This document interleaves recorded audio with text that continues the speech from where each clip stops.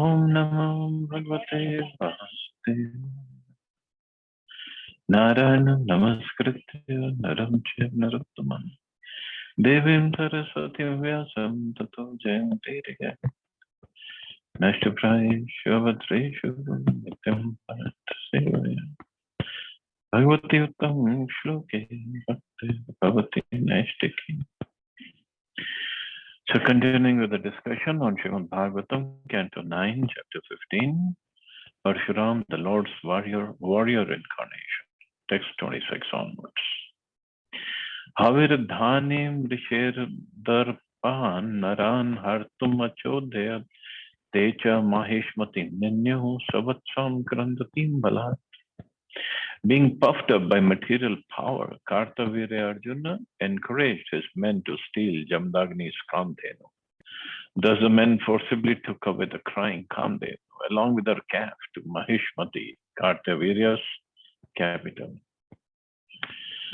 The word Haviradhani is significant in this verse. Haviradhani refers to a cow required for supplying havis or ghee for the performance of ritualistic ceremonies and sacrifices.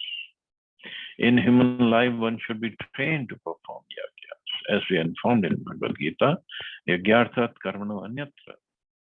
If we do not perform yagya, we shall simply work very hard for sense gratification like dogs and hogs. This is not civilization. A human being should be trained to perform yagya. Yagyat bhavati parjanya. If yagyas are regularly performed, there will be proper rain from the sky. And when there is regular rainfall, the land will be fertile and suitable for producing all the necessities of life. Yagya, therefore, is essential. For performing yagya, clarified butter is essential. And for clarified butter, cow protection is essential. Therefore, if we neglect the Vedic way of civilization, we shall certainly suffer. So-called scholars and philosophers do not know the secret of success in life, and therefore they suffer in the hands of nature. Nonetheless, although they are forced to suffer, they think they are advancing in civilization.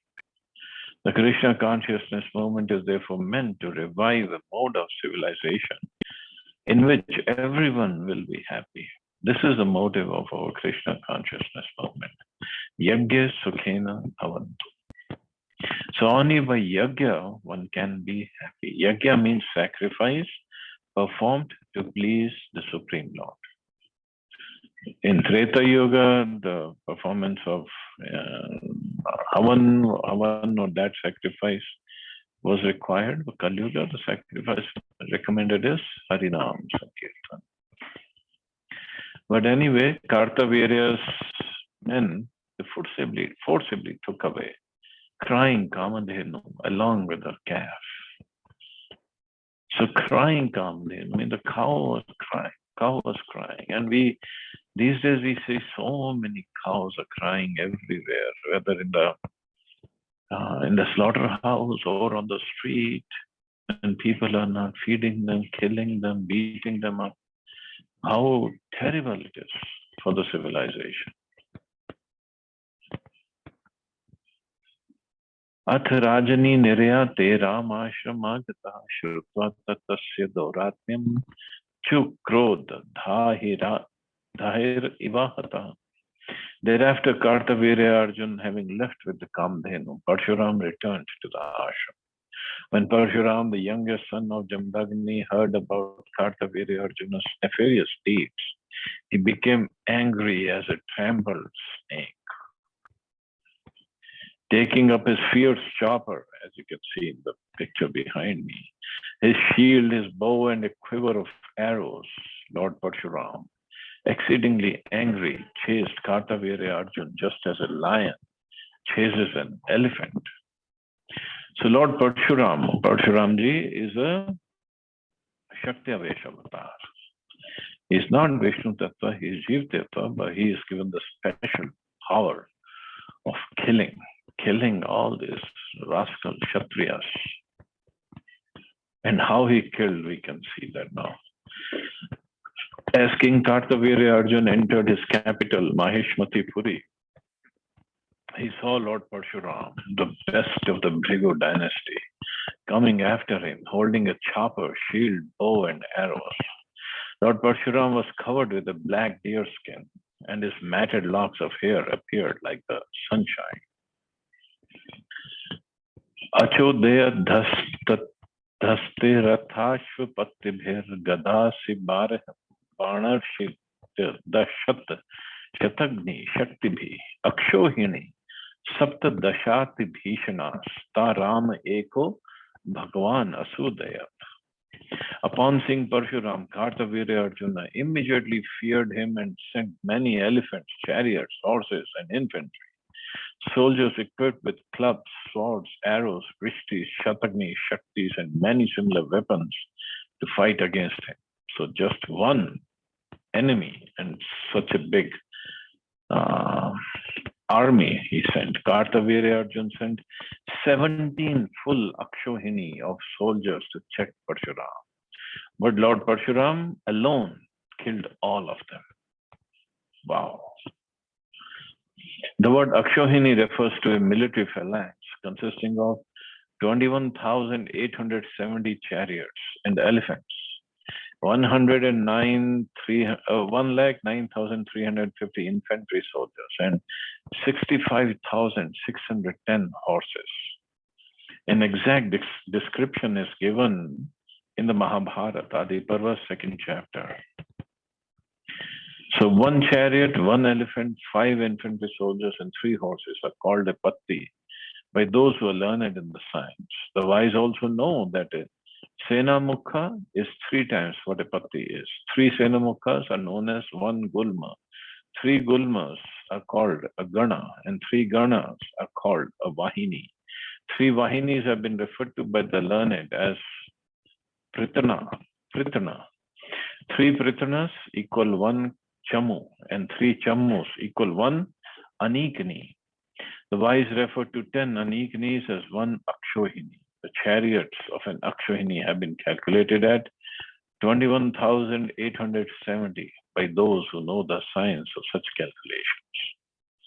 O best of the twice born, and the number of elephants is the same. The number of infantry soldiers is 1,900,350, and the number of horses is 65,610. This is called an Akshohini. So infantry soldiers are the soldiers who are on foot. They just walk. Such a big, and this is 1 Akshohini. He sent 17 Akshohinis. And Parshuram, Lord Parshuram killed all of them alone. Yato yato aso praharat prashwadho mano anilo jah parachakra sudana tatas chinna bhujoru kandhara nipetur varyam hatasuta vahana. Lord Parshuram, being expert in killing the military strength of the enemy, worked with the speed of mind and the wind, slicing his enemies with his chopper, parachute. Wherever he went, the enemies fell, their legs, arms, and shoulders being severed. The chariot drivers killed, and the carriers, the elephants and horses, all annihilated. Even killed elephants and horses also. Wow. In the beginning, when the army of the enemy was full of fighting soldiers, elephants, and horses, Lord Parshuram proceeded into their midst at the speed of mind. We can't even imagine what kind of speed that must be. Like right now, we think, oh, if I think I'm in Vrindavan and I'm in Vrindavan, mind goes there. So with that kind of speed, he killed. When somewhat tired, he slowed down to the speed of wind and continued to kill the enemies vigorously. The speed of mind is greater than the speed of the wind. And still, he just killed 17 Akshohini Senas. By manipulating his axe and arrows, Lord Parshuram cut to pieces the shields, flags, bows, and bodies of Kartavirya Arjuna's soldiers who fell on the battlefield, muddying the ground with their blood. Seeing these reverses, Kartavirya Arjuna, infuriated, rushed to the battlefield. Then Kartavirya Arjuna, with his 1,000 arms that he got by pleasing Dattatreya, simultaneously fixed arrows on 500 bows to kill Lord Parshuram. But Lord Parshuram, the best of fighters, released enough arrows with only one bow to cut to pieces immediately all the arrows and bows in the hands of Kartavirya. Just with one bow. He released so many arrows that he immediately cut to pieces all the arrows and bows in the hands of Kartavirya. When his arrows were cut to pieces, Kartavirya Arjuna uprooted many trees and hills with his own hands and again rushed strongly towards Lord Parshuram to kill him. But Parshuram then used his axe with great force to cut off Kartavirya Arjuna's arms, just as one might lop off the head of his serpent. Wow, what kind of fight that must be. Thereafter, Parshuram cut off like a mountain peak the head of Kartavirya Arjuna, who had already lost his arms. And Kartavirya Arjuna's 10,000 sons saw their father killed. They all fled in fear. Then Parshuram, having killed the enemy, released the Kamadeva, which had undergone great suffering, and brought it back with its calf to its residence, where he gave it to his father, Jamdagni. So see how he killed Kartavirya Arjuna. And Kartavirya Arjuna, with his 1,000 hands, 1,000 arms, he had captured Ravan. This is how powerful he was. He had completely reversed the flow of Narmada. And when the water of Narmada just flooded the camp of Ravan, Ravan got angry, and they had a fight, and Kartavirya just captured him and put him in his prison, just like a monkey. And Parshuram, he just killed the whole army of Kartavirya, and he killed him also. And his 10,000 sons, they just fled in fear. Parshuram described to his father and brothers his activities in killing Kartavirya Arjuna. Upon hearing of those deeds, Jamdagni spoke to his son as follows. O great hero, my dear son Parshuram, you have unnecessarily killed the king who is supposed to be the embodiment of all the demigods. Thus you have committed a sin. Now this is the sage, Jamdagni. He said, you unnecessarily killed. He only took the cow, that's all. He did not kill the cow. He was going to use the cow for milk, and he was going to also perform the yagya. Why did he kill him? Why did you kill him? My dear son, we are all Brahmins and have become worshipable for the people in general because of our quality of forgiveness. It's because of this quality that Lord Brahma, the supreme spiritual master of this universe, has achieved his post. So he's saying we are Brahmins, we are supposed to have the quality of forgiveness, and we should have forgiven Kartavirya. Shamya rochate lakshmi brahmi sauri yatha prabha shami ram ashu bhagwan tushyate haririshvara. The duty of a Brahmin is to culture the quality of forgiveness, which is illuminating like the sun. The Supreme Personality of Godhead Hari is pleased with those who are forgiving. Different personalities become beautiful by possessing different qualities. Chanakya Pandit says that cuckoo bird, although very black, is beautiful because of its sweet voice. Similarly, woman becomes beautiful by her chastity and faithfulness to her husband. And an ugly person becomes beautiful when he becomes a learned scholar. In the same way, Brahmins, Kshatriyas, Vaishyas, and Shudras become beautiful by their qualities. Brahmins are beautiful when they're forgiving, Kshatriyas when they're heroic and never retreat from fighting, Vaishyas when they enrich cultural activities and protect the cows, and Shudras when they're faithful in the discharge of duties pleasing to their masters. Thus everyone becomes beautiful by his special qualities. And the special quality of the Brahman, as described here, is forgiveness. So Jamdagni was upset with Lord Parshuram that why he unnecessarily killed the king. Ragya Murdha Shiktasya Vadho Brahma Vadhad Guru Tirtha Sam Sevaya Chahu Jangya Chut Chetana.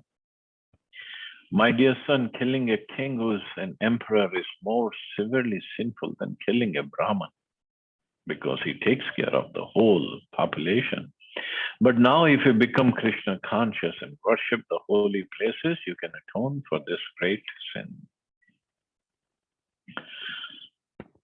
One who fully surrenders to the Supreme Personality of Godhead is freed from all sins. Aham tvam sarva papebhyo mokshishyami. From the very day or moment he fully surrenders to Shri Krishna, even the most sinful person is freed. Nonetheless, as an example, Jamdagni advised his son Parshuram to worship the holy places. Because an ordinary person cannot immediately surrender to the Supreme Personality of Godhead, he is advised to go from one holy place to another to find saintly persons and gradually be released from sinful reactions.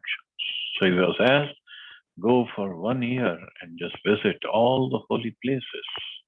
Not 1 year, suppose just to go to visit holy places and become Krishna conscious. And that then you can atone for this great sin. So even Lord Parshuram had to do that. So how many sins do we commit in every day? So how much atonement? Of course, our atonement is, here it is, you become Krishna conscious. In the shloka, the word comes, Achyut Chetana. Achyut Chetana, become Krishna conscious. So that's only way of atonement, becoming Krishna conscious, surrendering and not committing the sin again. So thus ends the Bhaktivedanta purpose of 9th canto, 15th chapter of the Srimad Bhagavatam, entitled Parshuram, the Lord's warrior incarnation. So we still have time, we can start 16th chapter. Lord Parshuram destroys the world's ruling class. So still, he didn't just go for Tirtha Yatra. He still had to kill more Kshatriyas. Shukdev Goswami said, my dear Maharaj Parikshit, son of the Kuru dynasty, when Lord Parshuram was given this order by his father, he immediately agreed, saying, let it be so. For 1 complete year, he traveled to holy places. Then he returned to his father's residence. So 1 year. So somehow I remembered this 1 year. Now what happened? Kachatit Renuka Yata Gangayam Padmalinam Gandharva Rajam Kridan Tam Apsaro Bhir Apashyata. Once when Renuka, the wife of Jamdagni, went to the bank of the Ganges to get water, she saw the king of the Gandharvas, decorated with a garland of lotuses and sporting in the Ganges with celestial women, Apsaras. She had gone to bring water from the Ganges, but when she saw Chitrarat, the king of the Gandharvas, sporting with the celestial girls, she was somewhat inclined toward him and failed to remember that the time for the fire sacrifice was passing. So even she got attracted to king of Gandharvas. Later understanding that the time for offering the sacrifice had passed, Renuka feared a curse from her husband. Therefore, when she returned, she simply put the water pot before him and stood there with folded hands. The great sage Jamdagni understood the adultery in the mind of his wife. Therefore, he was very angry and told his sons, my dear sons, kill these sinful women. But the sons did not carry out his order. So in the previous chapter, we saw how Jamdagni said, you should have forgiven the king. He was telling Parshuram, but here he himself is not forgiving his wife. Well, the reason being because she had committed adultery in her mind and she needed to be purified. Now, this is Treta Yuga. Kali Yuga, we all are adulterers. We all have committed sins. With body, mind, and words. So we cannot give orders like this, that you kill this person or kill that person. only thing just like Chaitanya Mahaprabhu did. He killed the demoniac or lusty consciousness by chanting Hare Krishna and involving everybody in chanting Hare Krishna. That is the only atonement. Otherwise, the whole population will be dead if we start giving these kind of orders. So this is Treta Yuga, and Jamdagni, he ordered his sons to kill their mother. Sons did not carry out his order, but he was very powerful sage. So he turned to Parshuram. Rama sanchodrita pitra bhratrinna matra sahavadit prabhavakyo muneh samyak samadhes tapsascha saha. Jamdagni then ordered his youngest son, Parshuram, to kill his brothers who had disobeyed his order and his mother who had mentally committed adultery. Lord Parshuram, knowing the power of his father who was practiced in meditation and austerity, killed his mother and brothers immediately. Now somebody says, what kind of person is a empowered incarnation of the Lord, and what did he do? He just killed his mother and brothers? There's a reason behind it. The word prabhavagya is significant. Parshuram knew the prowess of his father, and therefore he agreed to carry out his father's order. He thought that if he refused to carry out the order, he would be cursed. But if he carried it out, his father would be pleased.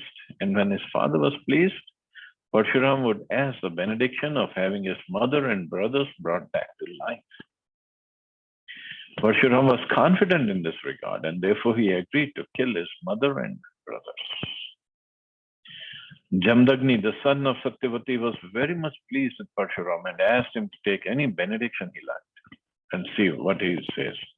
Lord Parshuram replied, "Let my mother and brothers live again and not remember having been killed by me." This is the benediction I asked. He knew the power of his father. Thereafter, by the benediction of Jamdagni, Lord Parshuram's mother and brothers immediately came alive and were very happy as if awakened from sound sleep. Lord Parshuram had killed his relatives in accordance with his father's order because he was fully aware of his father's power, austerity, and learning. And of course, mother had to be punished for committing that adultery, and the sons or brothers of Parshuram had to be punished for not obeying the orders of the father. But then again, that was Treta Yuga, very, very pure age. This is not true for today's age. Ye Arjunasya Sutta Rajan Smaranta Swapitur Vadham Rama Virya Parabhuta Levire Sharvana Pachit. My dear King Parikshit, the sons of Kartavirya Arjun, who were defeated by the superior strength of Parshuram, never achieved happiness, for they always remembered the killing of their father. Jamdagni was certainly very powerful due to his austerities, but because of his slight offense by his poor wife Renuka, he ordered that she be killed. This certainly was a sinful act, and therefore Jamdagni was killed by the sons of Kartavirya Arjun, as described herein. Lord Parshuram was also infected by sin because of killing Kartavirya Arjun, although this was not very offensive. Therefore, whether one be Kartavirya Arjun, Lord Parshuram, Jamdagni, or whoever one may be, one must act very cautiously and sagaciously. Otherwise, one must suffer the results of sinful activities. This is the lesson we receive from Vedic literature. So nobody can run away from karma. So once when Parshuram left the ashram for the forest with Vasuman and his other brothers, the sons of Kartavirya Arjun took the opportunity to approach Jamdagni's residence to seek vengeance for their grudge. The sons of Kartavirya Arjun were determined to commit sinful deeds. Therefore, when they saw Jamdagni sitting by the side of the fire to perform yajna and meditating upon the Supreme Personality of Godhead, who is praised by the best of selected prayers, they took the opportunity to kill him. With pitiable prayers, Renuka, the mother of Parshuram and wife of Jamdagni, begged for the life of her husband. But the sons of Kartavirya Arjun, being devoid of the qualities of Kshatriyas, were so cruel that despite her prayers, they forcibly cut off his head and took it away. Lamenting in grief for the death of her husband, the most chaste Renuka struck her own body with her hands and cried very loudly, "O Ram, my dear son, Ram." Although the sons of Jamdagni, including Lord Parshuram, were a long distance from home, as soon as they heard Renuka loudly calling, "O Ram, O my son," they hastily returned to the ashram, where they saw their father already killed.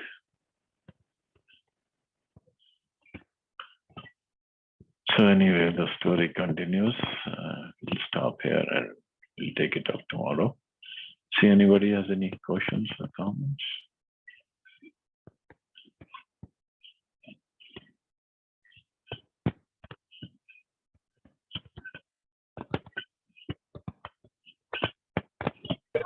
Hare Krishna, Prabhuji. Hare Krishna. Prabhuji, in Parishuram, there are a lot of questions.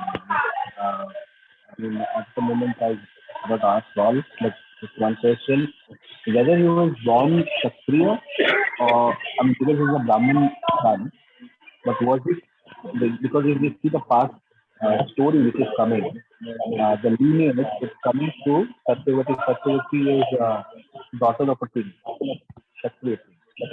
And then I don't remember the Rakshita, I think, Muni Rakshita. Rakshita is a Brahmin.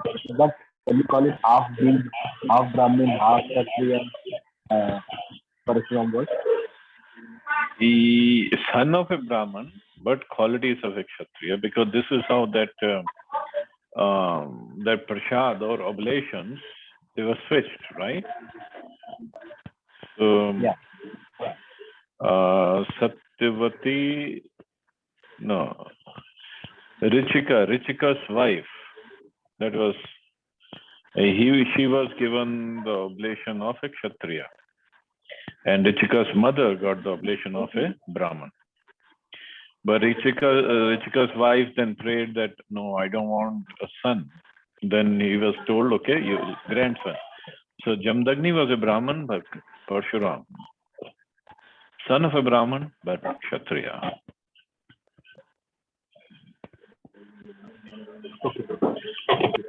And Satyavati would get the son Vishwamitra, who was a Kshatriya, but later became Brahman.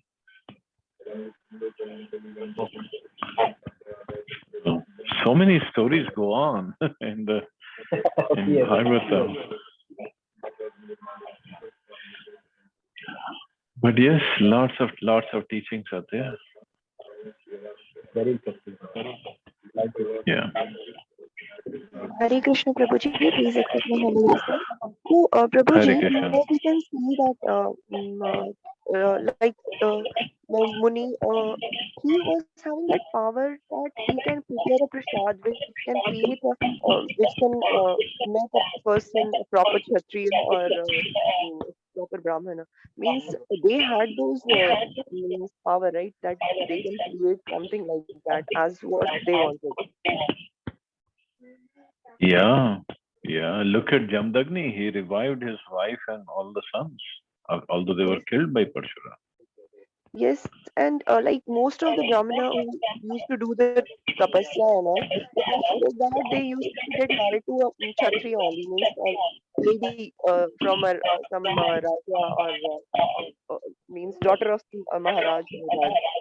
But that didn't Not necessarily. I mean, not always. But anyway, the wife, after she is married to this sage, she takes up the varna and ashram of the husband. Yes, Prabhuji.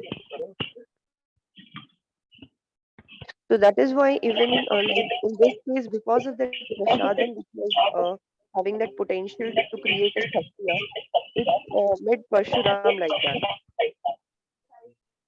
Yeah. Because the prasadam was for her mother, Satyavati, who was wife of the king, Gadhi. And in this age, we are just struggling with the festive dairy only. So we talk about advanced food. In this age, suppose somebody has been practicing Krishna consciousness for 10 years. I'm just going with one number. So every day, how much prasadam do we eat? About what? 1 kg, just to be on the safe side. So just imagine 365 kgs a year and 3,650 kgs over 10 years. And how much Charnamrit we have had? So much. Gallons and gallons of Charnamrit. Tulsis. How many times we have been to Vrindavan and other holy places? Still, not a little change, maybe I would say for myself, not even a little change in my consciousness. It's so difficult.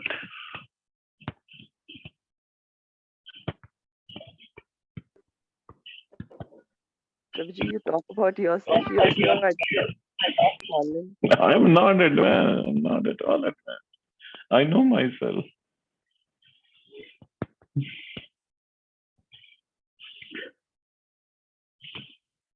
Prabhuji, if you are saying like this, where do we stand? You all stand very ahead of me. Way ahead. So it's like a no.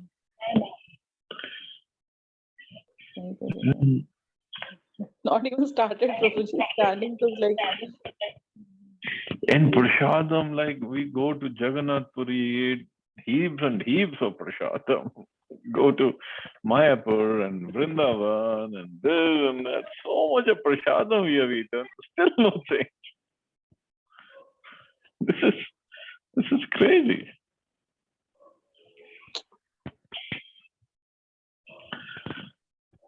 Hopefully, hopefully one of these lifetimes, some change will happen.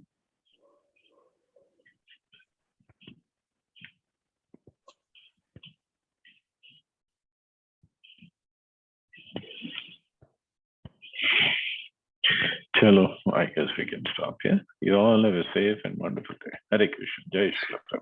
Thank you, Prabhuji. Jai Krishna.